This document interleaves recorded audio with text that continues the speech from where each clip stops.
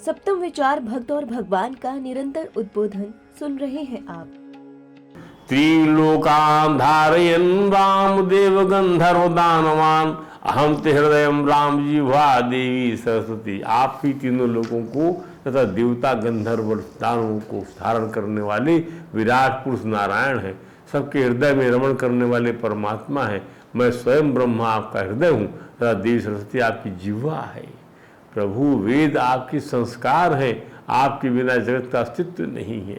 संपूर्ण विश्व आपका शरीर है, पृथ्वी आपकी स्थिरता है। क्या बात, क्या बात है। अग्निकोपहा प्रसादस्ते सोमः श्रीवत्स लक्षणः त्वया लोकाश्रया क्रांता पुरा स्वयि विक्रमैः।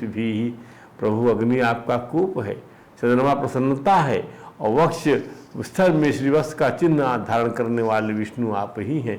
वामन बनकर आपने ही त्रिलोक नाप लिया था। महेंद्र से कृतो राजा बलिम बद्ध्वा सुदारुणी ब्रह्म जी स्तुति कर रहे हैं।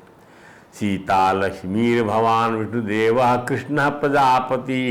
प्रभु आपने ही अत्यंत दारुण दैत्यराज बलि को बांधकर इंद्र को तीनों लोगों का राजा बनाया था। सीता साक्षात लक्ष्मी है और आप भगवान विष्णु हैं। आप ही सच्चिदानंद स्वरूप भगवान श्री कृष्ण एवं प्रजापति ब्रह्मा जी कहते हैं प्रभु रावण के वध के लिए भी आपने मनुष्य के शरीर प्रवेश किया था। यह देवकार संपन्न हुआ नाथ, अब आप अपने धाम पधारिए। आपका बल और पराक्रम अमोघ है। अमोघम दर्शनम राम अमोघस्तौ संसवाः अमोघास भविष्यन्ति भक्तिमन्तो नरा भुवि। ये त्वाम देवम ध्रुवाम भक्ता पुराणम पुरुषोत्तमम पाप्नुवन्ति यथा तथा कामानि ही लोके परतचा। श्री राम आपका दर्शन अमोघ है, आपका स्तवन भी अमोघ है। क्या बात, आप में भक्ति रखने वाले मनुष्य भी इस भूमंडल में अमोघ ही होंगे। आप पुराण पुरुष हैं, दिव्या रूपधारी परमात्मा है। जो लोग आप में भक्ति रखेंगे वे इस लोक परलोक में अपने सभी मनोरथ प्राप्त कर लेंगे। ब्रह्मा जी के इन वचनों को सुनकर मूर्तिमान अग्निदेव विजय नंदिनी को एक पिता की भांति गोद में लिए सीता से ऊपर उठकर बाहर आए और सीता जी को बाहर स्थापित किया। सीता जी की आभा दिव्य थी, वे सूर्य की भांति अरुण पीत क्रांत से प्रकाशित हो रही थी। उनकी श्री अंगों पर लाल रंग की किस्मी साड़ी फहरा रही थी, सिर पर काले काले घुंघराले केश सुशोभित थे। उनकी अवस्था नूतन थी, फिर उनके द्वारा धारण किए गए फूलों के हार कुलाए तक नहीं थे। तपाए हुए सोने के आभूषण उनकी शोभा बढ़ा रहे थे। अग्निदेव ने कहा रघुनंदन से आब्रवीतु तदा रामं साक्षी लोकस्य पावकाः ऐसा ते राम वैदेही पापमस्याम। ये आपकी पत्नी पवित्र पत्नी, कोई पाप नहीं इसके साथ में है। विशुद्ध हृदय से आपको प्यार करती, समर्पित है आपको, ये मैं आपको सौंपता हूँ।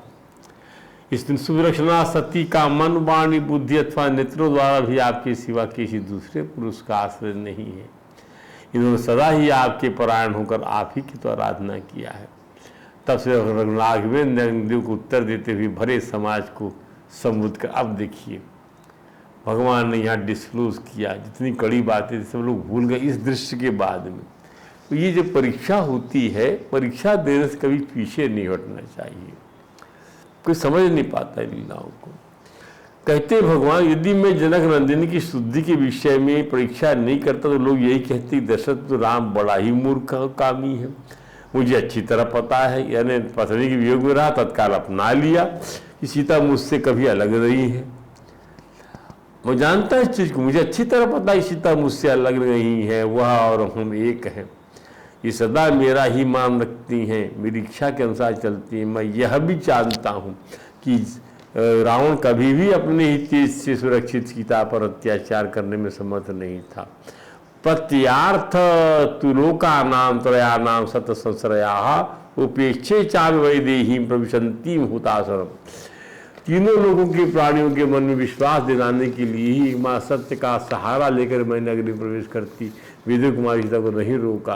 प्रभु ने कहा क्या विशुद्धा श्लोकेशु मैथिली जनकात्मजा न विहातु मया सत्या कीर्तिरात्मोत्ता यथा मिथिलेश कुमारी जानकी तीनों लोगों में पवित्र हैं, जैसे मनस्वी मनुष्य कीर्ति का त्याग नहीं कर सकता। क्या बात, मनस्वी मनुष्य कीर्ति का त्याग नहीं कर सकता, मेरा कीर्ति मेरी आप नष्ट ना करें, उसी तरह मैं भी इन्हें नहीं छोड़ सकता।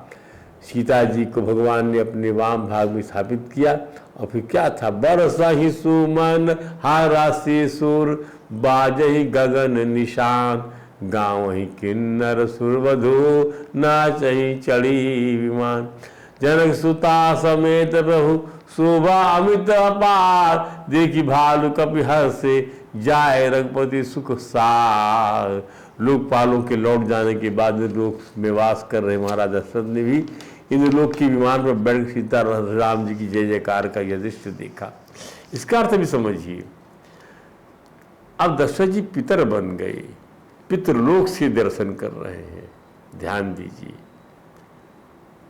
क्या होता है, जो लिंग शरीर रहता है वो दूसरा शरीर धारण कर लेता है जाकर, तो वह पितृलोक के शरीर को धारण कर लिया दशरथ जी ने, और उससे जय जयकार कर रहे हैं, क्योंकि संस्कार सब बने हुए हैं कि राघवेंद्र विदा हुए थे, उसके बाद उनकी मृत्यु हो चुकी थी, उनका स्थूल शरीर समाप्त हो गया था, पर चित्त में राघवेंद्र के प्रति जो लव थी, वह लव ही जो यहाँ काम कर रही है, इसलिए वो भी जयकार करने आए।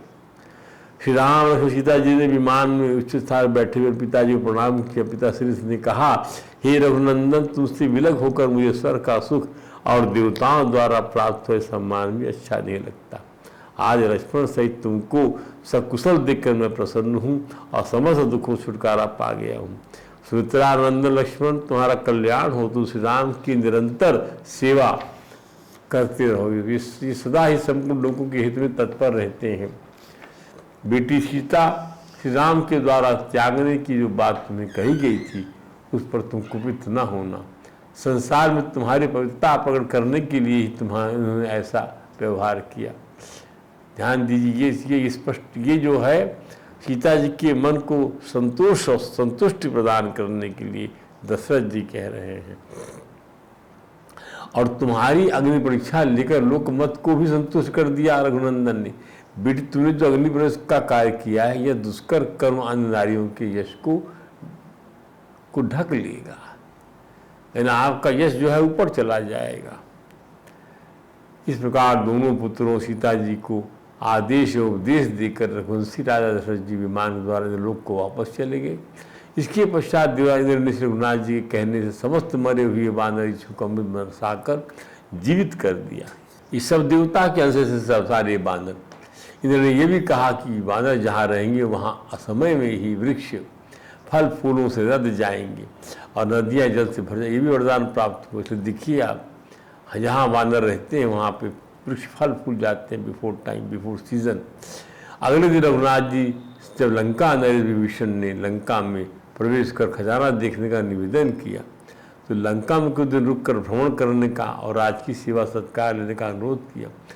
तो रघुनंदन ने विनम्रतापूर्वक इस प्रस्ताव को मानने में अपनी व्यवस्था बतलाई और कहा राक्षस राज विभीषण से, मुझे अयोध्या शीघ्र पहुंचना है, उसका प्रबंध कर दीजिए। तब श्री रघुनाथ जी, सीता जी, लक्ष्मण जी के लिए राज कुबेर के पुष्प विमान की व्यवस्था की गई, जिस पर सभी प्रमुख वानर अपने राजा सुग्रीव जी, हनुमान जी, लंकापति विभीषण जी के साथ बड़ी प्रसन्नता के साथ उस दिव्य पुष्प विमान पर चढ़ गए। पुष्प विमान मन के संकल्प से गतिमान होता था। इसका देखिए, यानी ये जो है योग शक्ति से चलने वाला विमान था। सीधा समझ के मन की गति से इसका संबंध था। जो मन को एकाग्रचित्त कर सकेगा उसी से यह विमान चलेगा। तो योग में पारंगत होना पहले जरूरी, विमान के ऊपर बैठने के पहले। लंका विजय के बाद सीता जी की अग्नि परीक्षा लेने का अभिप्राय यह है कि स्त्री का अंतःकरण उसके अधीन होता है। अंग पराधीनता की व्यवस्था से मनुष्य को नारी के हृदय का सम्मान करना आना चाहिए। ये सही है कि हर कोई अग्निपरीक्षा नहीं दे सकता, परंतु अपने पक्ष में इस आधार पर जनमत और देवमत तैयार कर पुनः अपने सम्मान को स्त्री प्राप्त कर सकती है।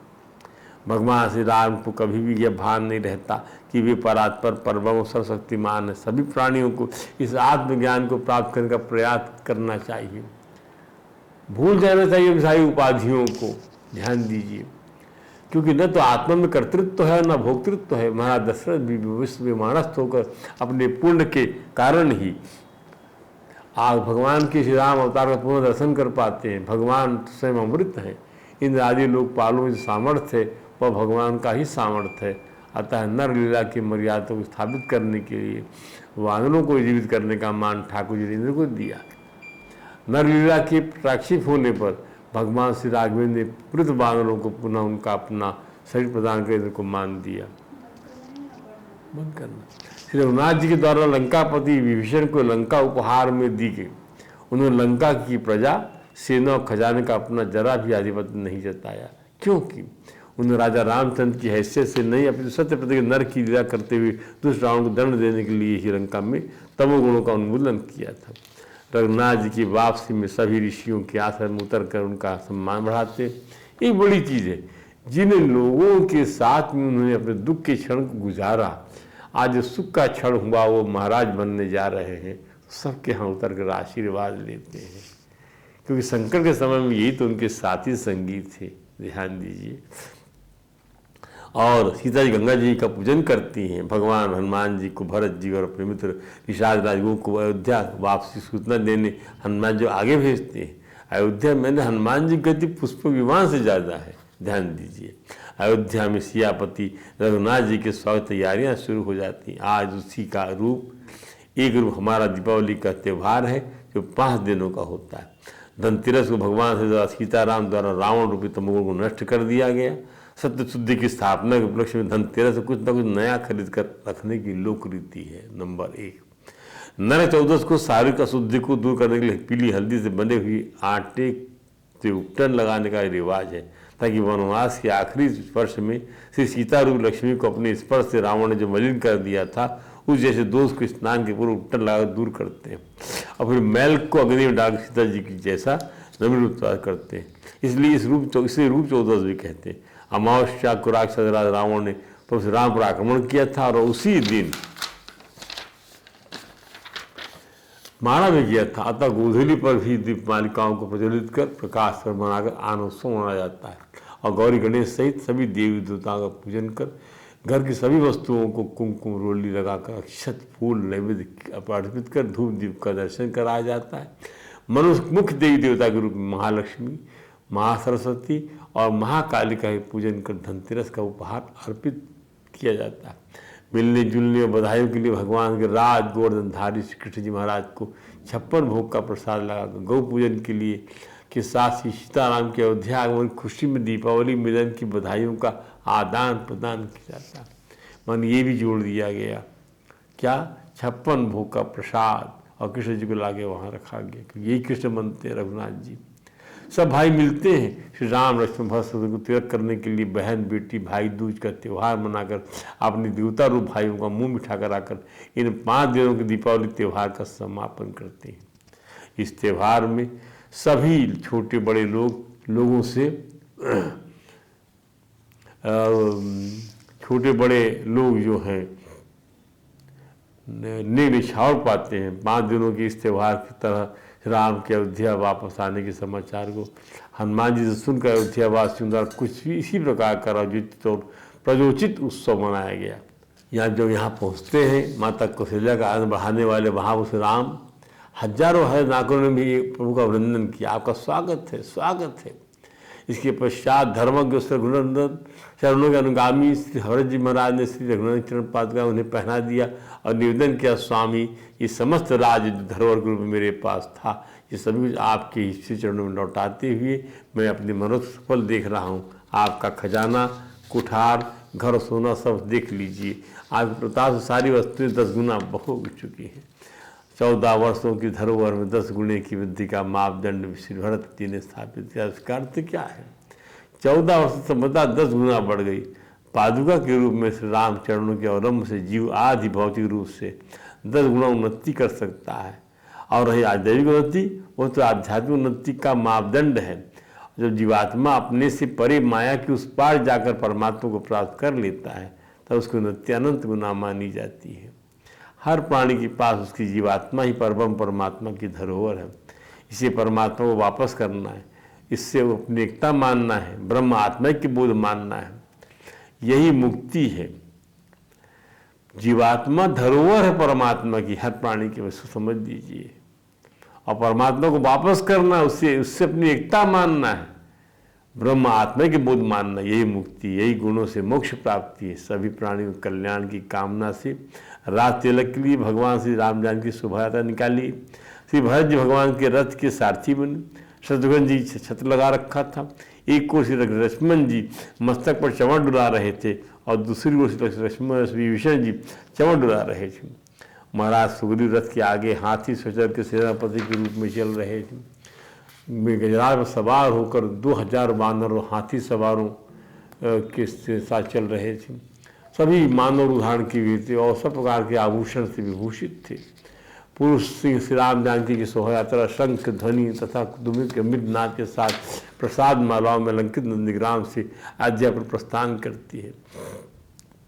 महाराज सुग्रीव की आज्ञा से ऋषिराज जामवंत के श्री हनुमान जी महाराज वेगवर्धर्षि और ऋषभ नाम के सभी बांदर चारों समुद्रों और 500 नदियों से भरे, से भी जल से भरे सोने के बहुत से कलश वहाँ साथ लेकर आए।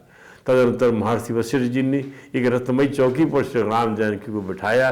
फिर जैसे 8 वर्षों ने देवराज इंद्र का राज्याभिषेक किया था, उसी प्रकार ऋषि वशिष्ठ जी, वामदेव जी, जाबाली जी, काश्यप जी, कासायन जी, सुयज्ञ जी, गौतम जी और विजय जी ने भी समुद्र के सुगंध जल के द्वारा सीता सहित श्री रघुनंदन जी का अभिषेक कराया। और इसके बाद भगवान को विमानचारी देवताओं और चारों लोकपालों में अभिषेक किए। फिर ब्रह्मा जी का बनाया हुआ महाराज मनु के प्रथम प्रशासक के रूप में पर्व चला आ रहा इक्ष्वाकुवंशी महाराजाओं का दैदीप्यमान किरीट, जो भांति भांति रत्नों से विचित्रित था, को लाकर चौकी पर रखा गया। फिर अन्यान्य आभूषण के साथ महात्मा वशिष्ठ ने ब्राह्मणों के साथ उस किरीट को रघुनंदन के सिर पर प्रतिष्ठित किया। वेद ध्वनि होने लगी, भगवान राज्य सिंहासन में सीता जी से विराजमान हो गए। बोले सियावर रामचंद्र की जय। महर्षि वाल्मीकि ने वर्णन किया है, भूमि सस्यवती चैव फलवन्तश्च पादपागन्धयन्ती च पुष्पाणि बभूव राघवोत्सवी। अर्थात राघनंदन के राज्याभिषेक उत्सव के समय पृथ्वी खेती से हरी भरी हो गई, वृक्षों में फल आ गए और फूलों में सुगंध छा गई। क्या अर्थ है इसका? समस्त महाभूत पृथ्वी आकाश जल वायु अग्नि विकार है तो अपने विशुद्ध रूप में आनंद का विस्तार कर, क्योंकि श्री राम पर ब्रह्म है, आनंदो ब्रह्मित की में जानना। अब श्री राम राज्य की विशेषता क्या? संक्षेप में, राम राज्य में कभी कोई स्त्री विधवा नहीं होती थी। समूह राज्य में चोरों लूटों का नाम नहीं सुनने में आता था। कोई भी वृद्ध अपने से छोटे का मरण नहीं देखता था।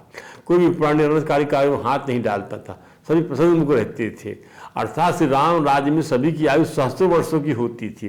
प्रजा केवल श्री राम की चर्चा करती थी। सारा जगत राममय हो रहा था। वे सदैव मजबूत जल वाले होकर सदा ही फूलों से लगे रहते थे।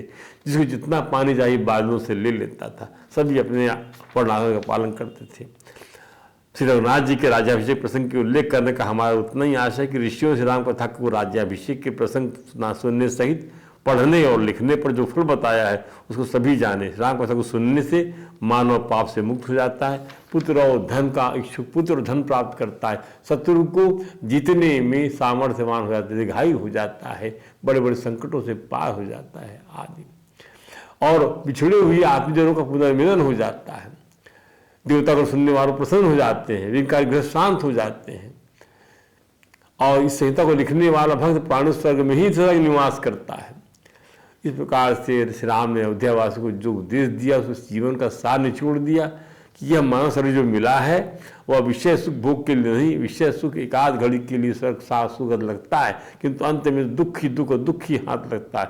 मानव शरीर पाकर जो मनुष्य मात्र विषय के पीछे लगा रहता है वह मनुष्य के बदले में विष ही ग्रहण कर रहा है, सो ऐसा कभी ना करे। इस प्रकार से यह विषय हम यहाँ पर समाप्त करते हैं। कल से हम नया ग्रंथ लेंगे, श्री राम का श्रीमद् भागवत विधानुसार खंड चतुर्थ खंड को लेंगे और आपको उसकी कथा सुनाएंगे। कुल वृंदावन बिहारी लाल की जय।